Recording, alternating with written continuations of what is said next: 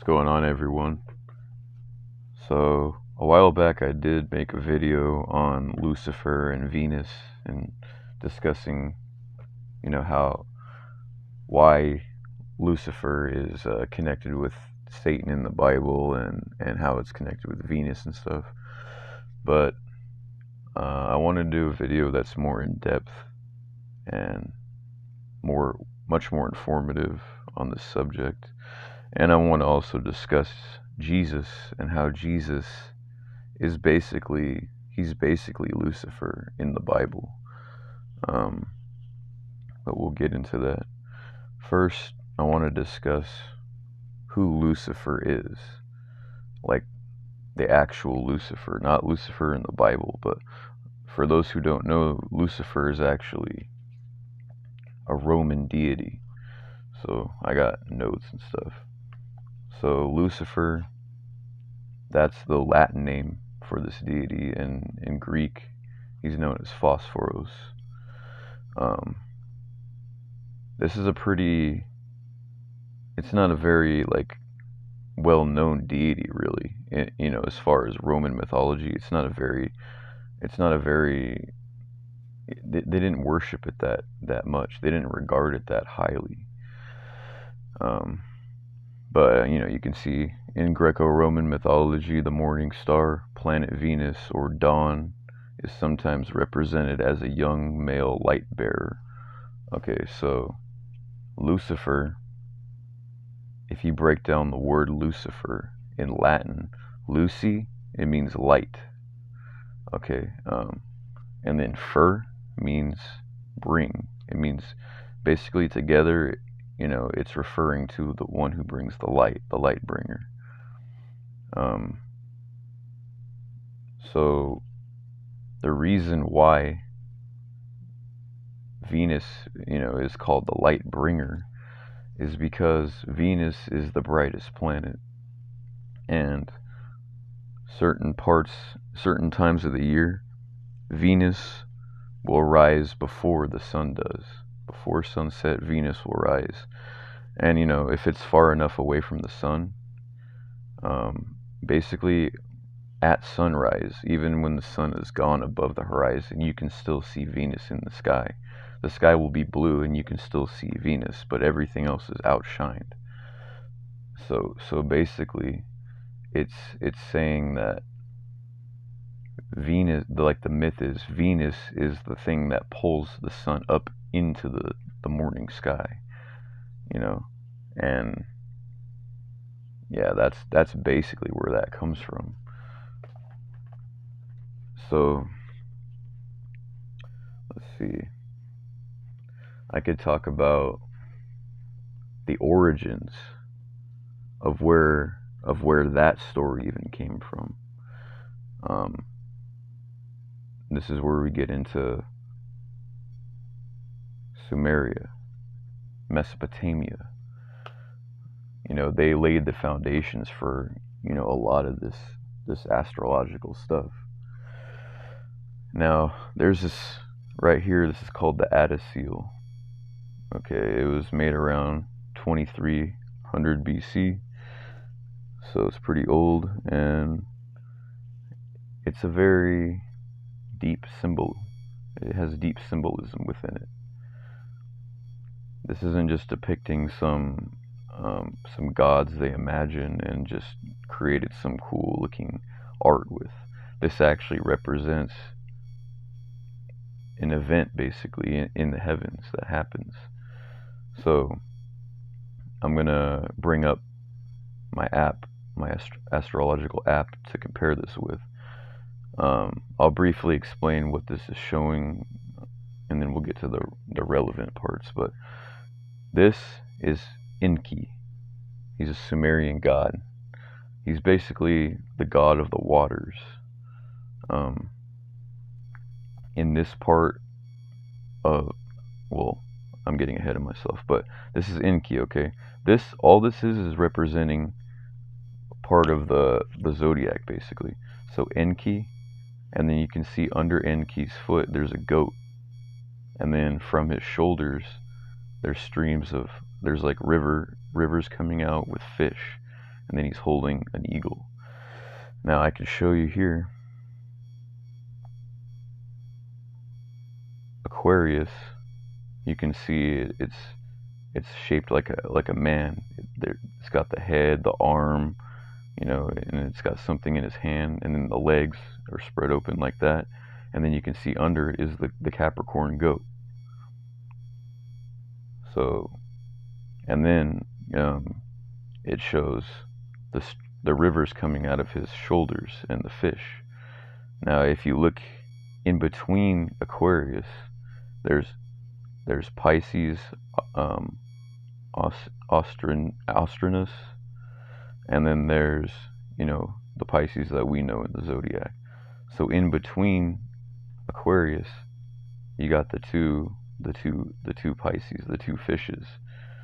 And this area, if you've noticed, the constellations in this area are all water. They're water creatures, like Delphinus, that's the dolphins. You got Capricornus, that's the sea goat. You got the water bearer Aquarius. You got the southern fish, Pisces Austrinus. You got the two fishes, the Pisces. Cetus is the whale, and yeah, this is the watery part of the zodiac. And if you read about ancient Sumerian astrology and astronomy, you'll know that Enki actually rules this area. He rules this part of the sky, the watery parts. So this is without a doubt, Aquarius is Enki. And so what I'm getting at is, if you look over here, it shows another god. He's climbing up over the mountains. And then you have this other goddess right here, okay, and she's standing above him. She has some sort of like herb in her hand, and you can see there's smoke coming off of it. And this god is coming up above the mountains, which this right here basically represents the horizon. In a deeper sense, it represents the point where you could call the vernal equinox would happen. It's the point where the sun passes from the southern celestial hemisphere into the northern celestial hemisphere. So basically what this is showing you is, let me just show you this really quick. So this was made in 2300 BC, okay? This is around the time when the zodiac was birthed, basically. And you can see on my app right here, I have 2300 BC, and I have it set to the vernal equinox point. And if you know anything about ancient astrology, the Pleiades, which is this, was considered a constellation back then. It was the first constellation. The beginning of the zodiac started with the Pleiades. And you can see, I mean, yeah, it's the vernal equinox is with the Pleiades.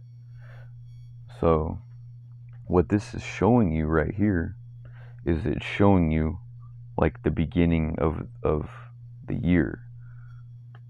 So it's even crazy, like when I set it to this year and to the equinox point, it shows you exactly what I'm talking about. Watch. So I'm going to set this so it looks more realistic. So if you watch, Venus is going to rise before the sun does. Okay, so what happens is Venus rises first. And like I said, you can still see Venus, like when it gets to the point where the sun is at its rising point, Venus is still visible up in the sky. You know, this is why it's the sun of the morning. It's the dawn star.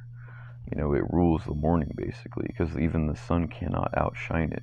All these other stars are not going to be visible, but Venus will be. So what this is showing is the spring equinox, and the spring equinox, is linked with the sunrise. It's they're similar events, just on different levels. So it's showing you that Venus is basically holding this incense or whatever, and it's enticing the sun. It's drawing the sun up above, and you can see the sun has a knife in his hand. He's slicing open the mountains and raising up, and it's Venus that's enticing him with this. And Venus, the planet in astrology, has that quality of magnetism. It draws you in. It's about attraction. Okay, so that's what that is showing you. This is called Inanna. She's a Sumerian goddess that represents Venus, and this is called Utu. He is the sun god in the Sumerian astrology religion, or whatever you want to call it. And in that, these two are actually twins. Venus and sun are twins. And it's crazy because they believe the moon was the father of the sun and Venus, which were their twins, children. So that is the origin of Venus being the one who draws the sun up into the sky, and being essentially the light bearer, the light bringer. Now, we're going to get into the Bible, because I want to talk about how Jesus basically, he is basically Lucifer. When you read in the Old Testament, Lucifer is referenced once in King James. That's the main version people use. In King James, it's referenced one time, and we're going to get into that right now. Isaiah 14:12. I use the New American Standard Bible because the translations are much better. But just to show you, the most popular version of this passage or whatever, you can see, "How art thou fallen from heaven, O Lucifer, son of the morning? How art thou cut down to the ground, which didst weaken the nations?" Now,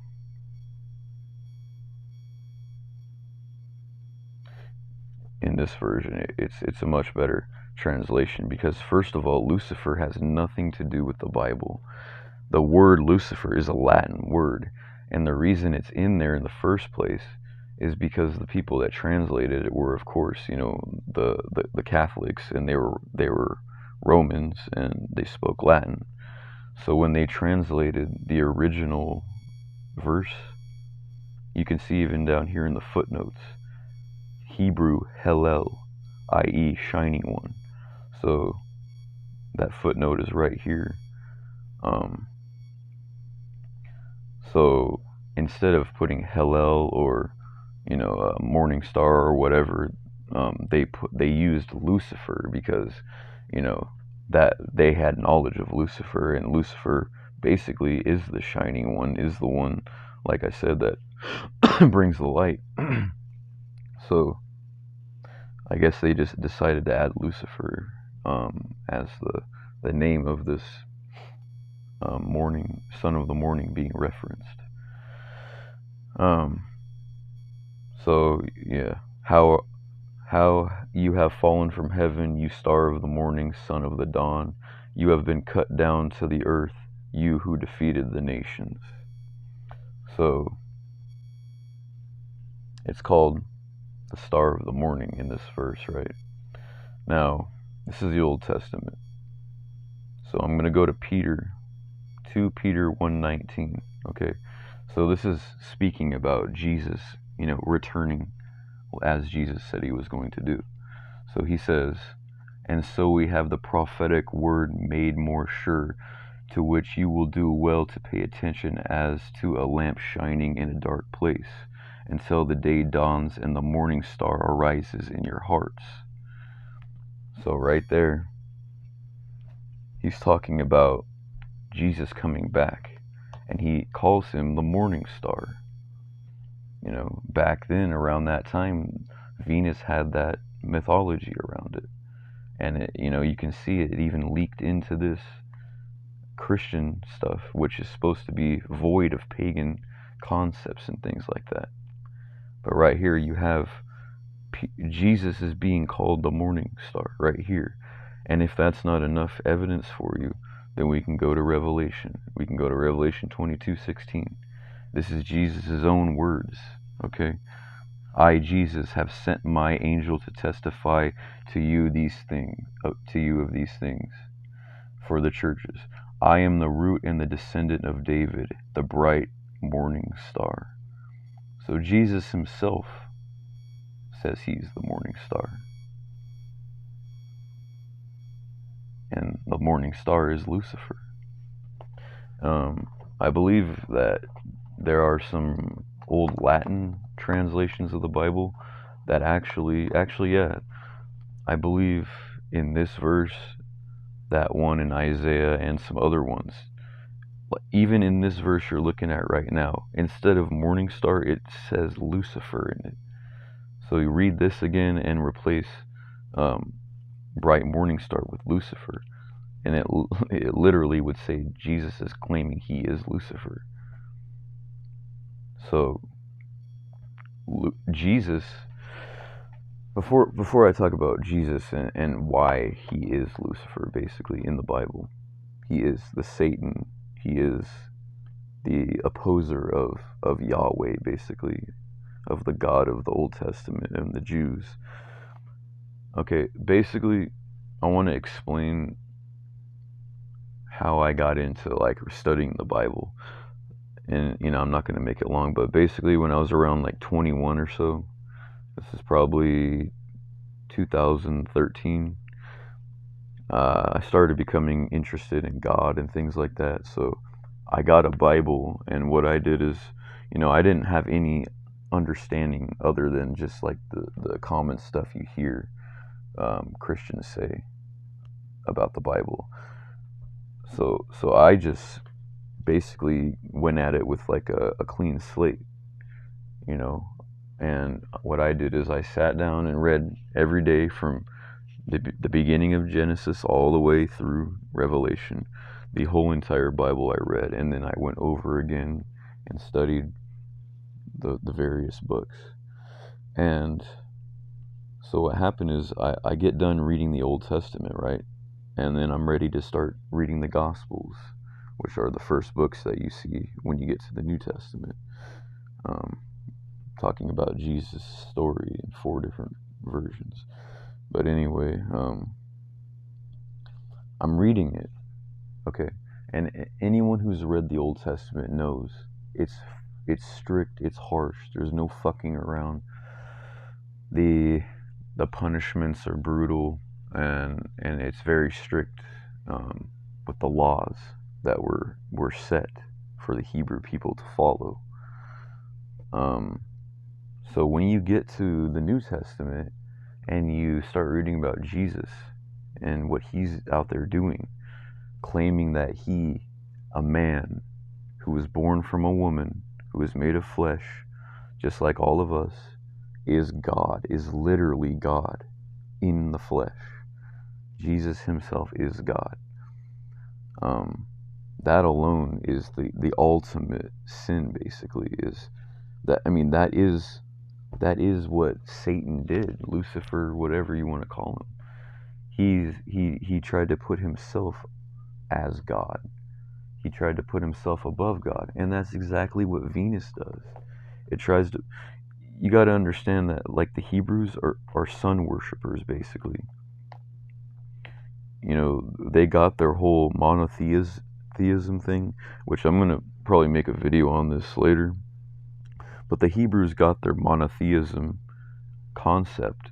They got that from the Egyptians, because the first ever recorded proof of evidence of monotheism we have is with the pharaoh called Akhenaten, and he worshipped a god called Aten, which was literally the sun disk.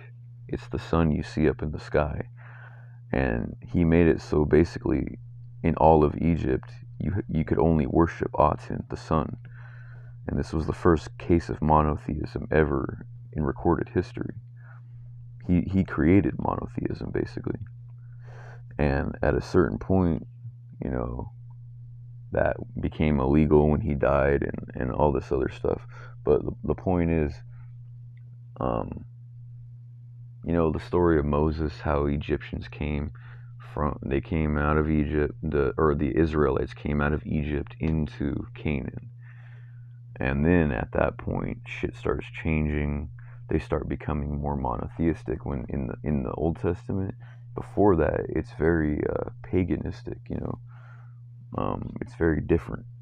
Moses brings a whole different, you know, set of laws and things like that to follow. And that's because it's literally a myth about how the monotheists came out of Egypt through Sinai into Canaan and brought their monotheistic, you know, concepts with them and stuff like that. So the Hebrews are sun worshippers, and that's why they have this idea that, oh look, it's the sun is up, okay, it's the brightest thing, right? All other things are supposed to be outshined, but here we have Venus still here. It's like a mockery of the sun. That's basically what they were thinking. That's the whole idea of Lucifer trying to build his kingdom above God. And yeah, that's exactly what Jesus did. Jesus broke all the commandments, basically. He broke the Sabbath. He claimed he was God. He brought completely new concepts to the Israelites, you know, that almost seemed foreign. You know, they weren't taught, even like the concept of hell and heaven and stuff. It's not really taught in the Old Testament. You know, hell is Sheol. In the Old Testament, it's called Sheol, and it literally is just the underworld, the place where you go when you die. You're buried into the earth. It's the place under the earth. It's not a place where you burn for eternity for disobeying Jesus. That's not in the Old Testament. That concept only comes into play in the New Testament. Same with going to heaven and shit and all this. That's all new stuff that Jesus brought and taught. So Jesus really does represent the one who says he's God. He is a human claiming to be God, claiming that he is the one and the only way to afterlife in heaven and eternal bliss and all this bullshit. And that alone is a lie. That alone is a deceptive message, closed-minded, and it's like that to control you, because the Bible stories are just nothing but actual mythology and stuff like that from other places that were plagiarized. They took those and they reworked them, and they used them in evil ways to control people and to deceive people. So for anyone who thinks that the Bible is like legitimate and Jesus is here to save you and all this crap, it's not true. It's just you know, in other videos I'll talk about this shit more, but it was a plan, basically. Christianity was a plan. It was created, you know, as a tactic to win a war, man. That's all it was. And then they continued to use it to conquer the rest of the fucking world. So the light will blind you. The light can make you feel good. The light can make you feel, you know, at peace and happiness and all this stuff, but the light can also deceive you. That's what Lucifer represents. Lucifer represents someone who will make you feel great and show you amazing things and teach you truths even, But, mixed in will be some lies to throw you off and set you off the course of truth. That's what it represents. That's what Jesus is. Jesus is a deceiver. Jesus is a liar. Jesus is someone who took another religion and fucking made his own religion out of it, and he used it in order to to to trick people, basically. So Jesus is a light. He is a light God. He is the light of the world, basically. I'm pretty sure the Bible even says that. Um, and light, there is no world without light. Light is the foundation for all reality, for all consciousness, for all awareness and knowing, and for matter to be manifested and to be known. The light grows all the plants that feed the animals that feed us. You know, so that's what Jesus is supposed to be. He's supposed to be the first thing, the creator, the one that spoke everything into existence and brought light into the world of darkness and chaos and disorder, and made order out of things. But that's not true. Dig deep, do your research. Don't just read the Bible. You'll never understand the Bible with just the Bible. You have to study other things. You have to study astrology and numerology and the various myths that come before these myths found in the Bible. Because I'm going to break down, the flood myth and Adam and Eve and all that kind of stuff in future videos.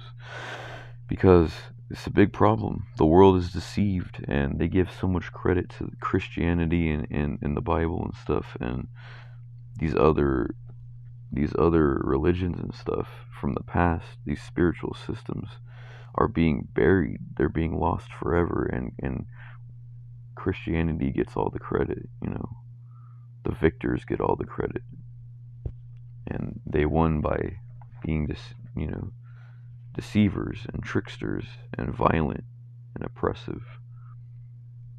And unfortunately, a lot of our ancestors gave in and joined them and ended up fucking their own people over. But anyway, I hope, I know my videos are disorganized and I ramble and shit, but hopefully you could take something from this.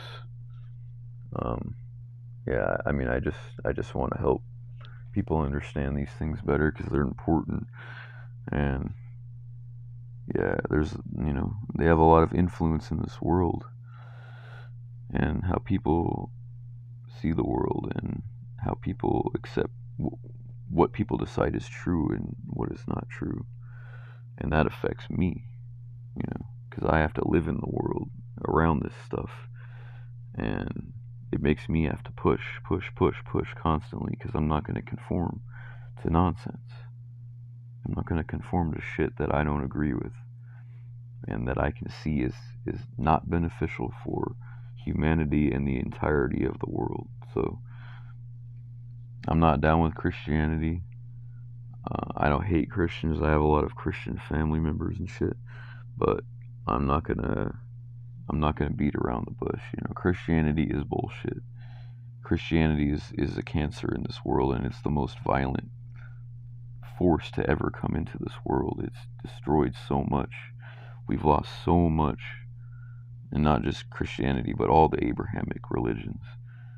All of them have this our way or the highway. We have the one and only truth.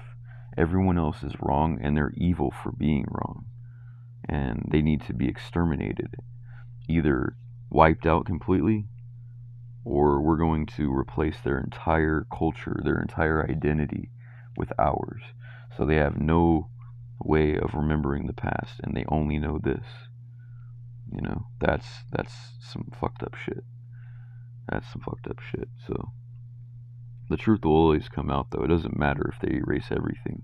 We still have access to the original source, which is the source that gave rise to all these other things, these other systems, religions, spiritualities and things. We have the original source, so we can always revive things. We can always revive the truth. It can't be hidden. You can't always hide the truth. So anyway, I'm gonna stop now. Thanks for watching. Take care.